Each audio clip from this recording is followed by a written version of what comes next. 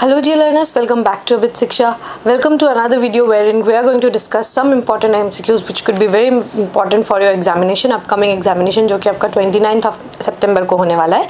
ये video will be the video on final revision. ठीक है, तो फाइनल रिवीजन से क्या मतलब रहेगा कि हम लोग यहाँ पे बहुत वैरायटी ऑफ क्वेश्चंस जो है उसको पिक किए हैं और उसके अकॉर्डिंग जो हम देखेंगे, हम अपने आप को टेस्ट कर सकते हैं कि आपको कितना नॉलेज आप रिटेन कर पाए हैं इन योर मेमोरी और कितना आप करेक्ट है, आपका आंसर जो है वो कितना करेक्ट है. ठीक है, so this is going to be a very important video जिसको आपको फिनिश तक देखना है एंड टेस्ट योर सेल्फ कि कितना क्वेश्चन जो है आप करेक्ट कर पाए हैं. ठीक है, so without any further delay let us begin. आज का जो फर्स्ट क्वेश्चन है, this is which article of the Indian Constitution prohibits discrimination on the grounds of religion, race, caste, sex and place of birth.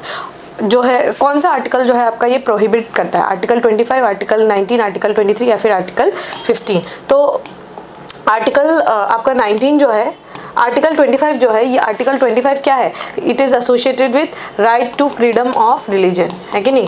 ये है religion से associated है तो ये नहीं हो सकता. आर्टिकल 19 राइट टू फ्रीडम, तो ये भी नहीं हो सकता. आर्टिकल 23 राइट अगेंस्ट एक्सप्लॉयटेशन, तो ये भी नहीं हो सकता. बचा क्या? Article 15. So article 15 will be your correct answer. ठीक है, अगला क्वेश्चन है विच of the following economist propose the LPG model of development in India? कौन से जो है इकोनॉमिस्ट जो है इन्होंने आर्टिकल आपके एलपीजी रिफॉर्म्स जो है वो इंडिया में लेकर आए? ठीक है, रंगराजन, मोंटेक सिंह अहलूवालिया, अमर्त्य सेन या फिर मनमोहन सिंह. तो आपको पता होगा कि मनमोहन सिंह जी जो है पीवी नरसिम्हा राव जी के जो है गवर्नमेंट के अंदर जो है he was an economist and he was the finance minister also. So he propose the LPG model of economic development that is liberalisation, privatisation and globalisation. ठीक है, 1991 में.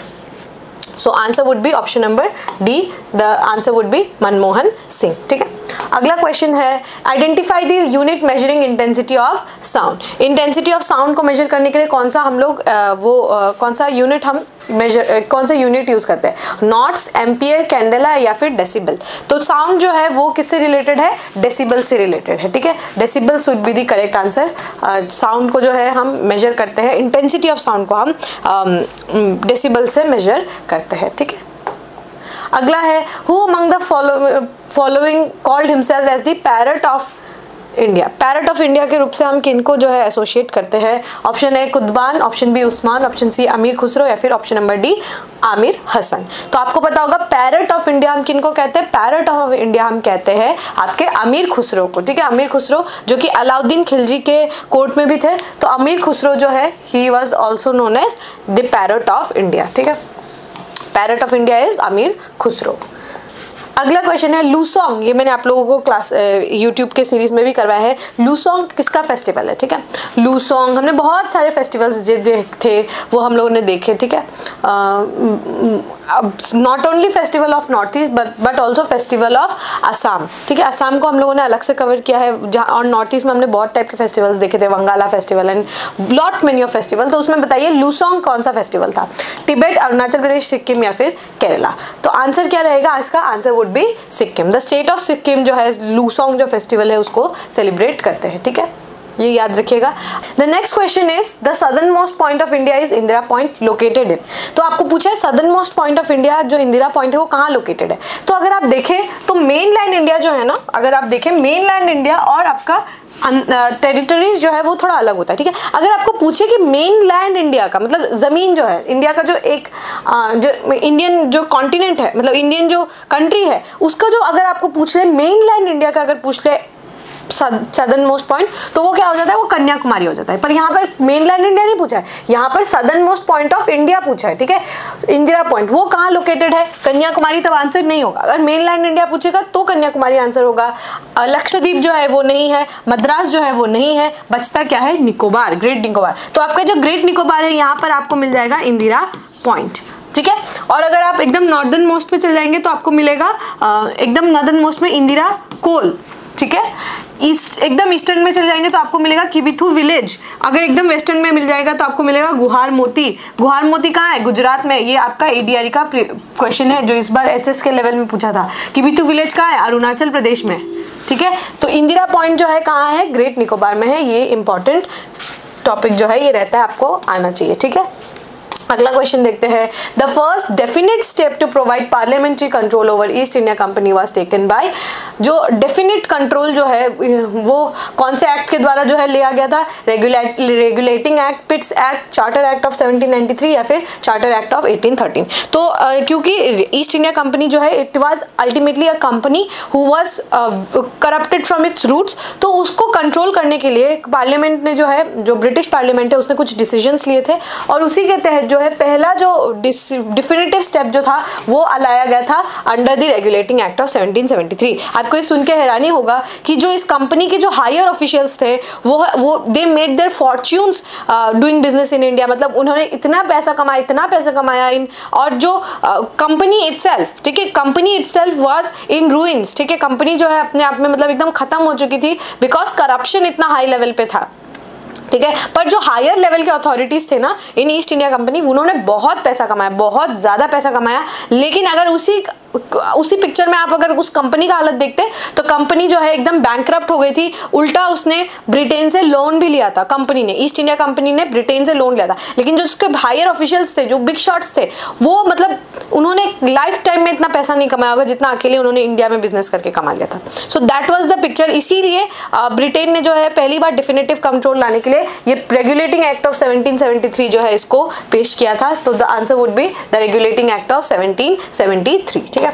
अगला क्वेश्चन है, who was the first British commissioner of Assam? कौन थे first British commissioner? David Scott, John Howard, William Cook या फिर David Lyne? तो आंसर क्या रहेगा?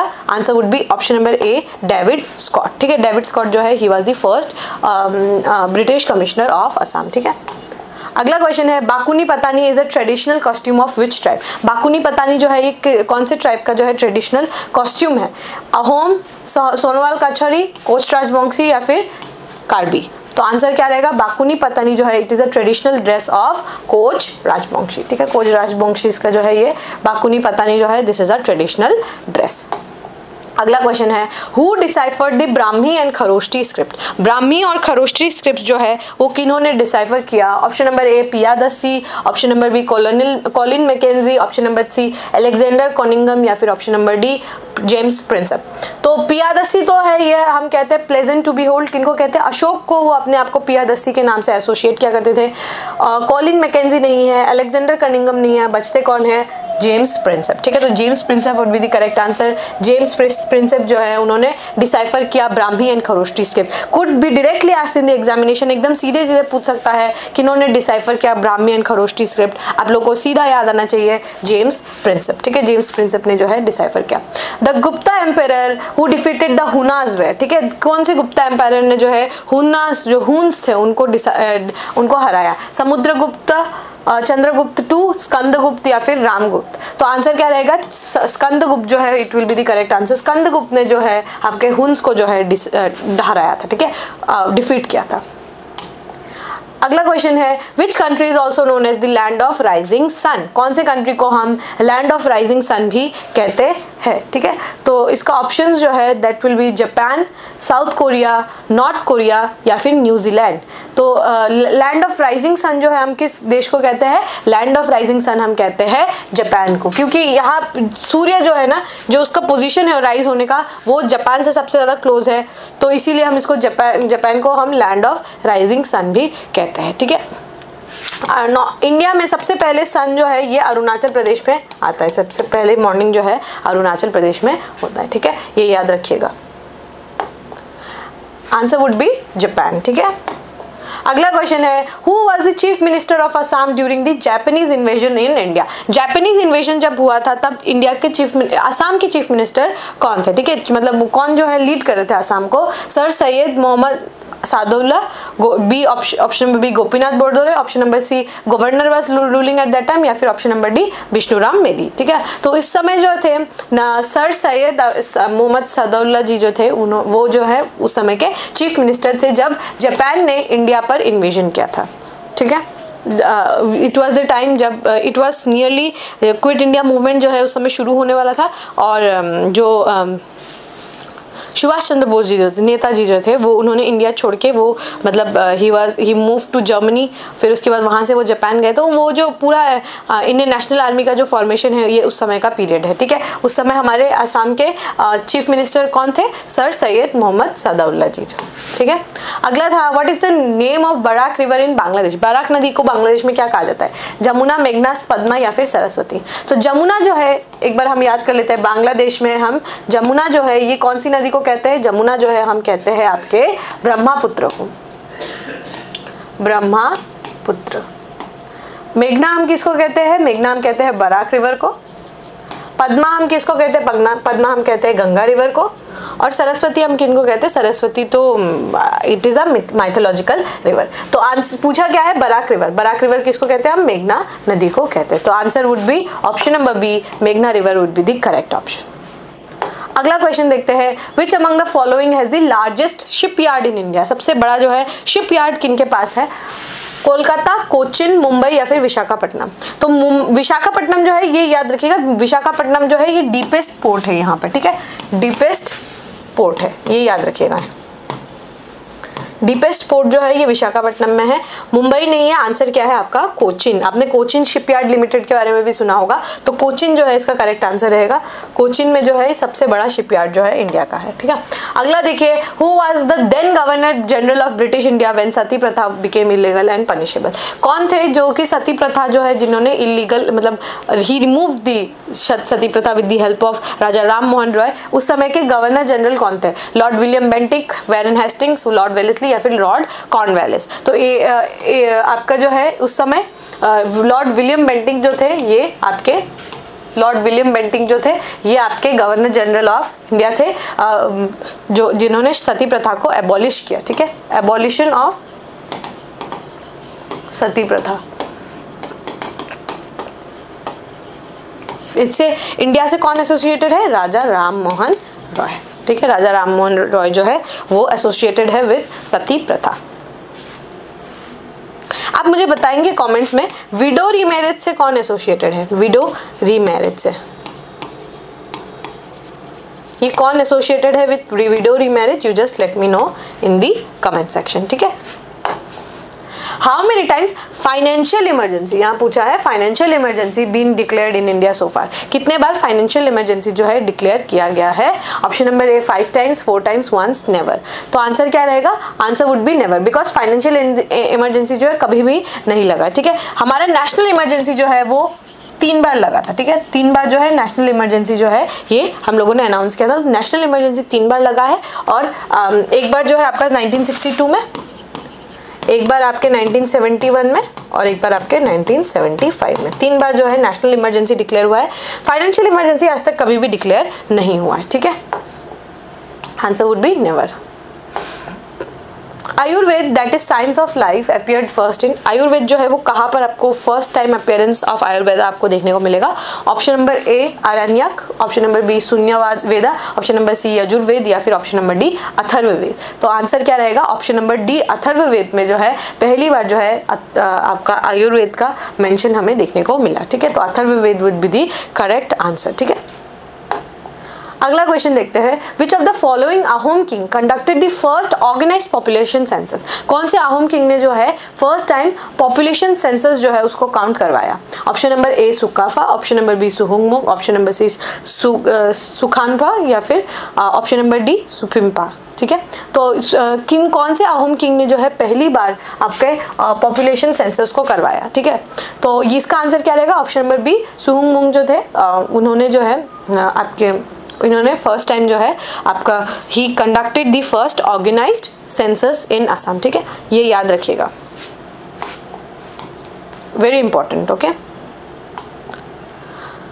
Who is known as the queen of elephants, ठीक है। एलिफेंट्स, क्वीन ऑफ एलिफेंट्स हम किनको कहते हैं? Option number A activist Medha Patkar, option number B Sunderlal Bahuguna, option number C wildlife activist Parvati Barua या फिर option number D Salim Ali. तो सलीम अली जो है is the birdman of India, birdman of India, है ना। मेधा पटकर जी जो है आपका नर्मदा बचाओ आंदोलन से एसोसिएटेड है, Narmada Bachao Andolan. Sundarlal Bahuguna he was associated with your Sundarlal Bahuguna was associated with your Chipko movement. And wild activist Parvati Barua, जिनको हम हस्ती कन्या भी कहते हैं, she is the queen of elephants, ठीक है, हस्ती कन्या भी हम इनको कहते हैं, she is the queen of elephants, ठीक है, very important, I think could be asked in the examination, ठीक है, तो इसको याद कर लीजिएगा। All right, with this we have come to end of today's session. If you have liked this session and you were able to do most of the questions, just let me know in the comment section. And अगर आप लोग solve कर पा रहे, that is well and good, because ये बहुत important questions थे. If you have liked this video, do let me know in the comment section. We will meet in the next session very soon. Till then, study hard, take care, and thank you.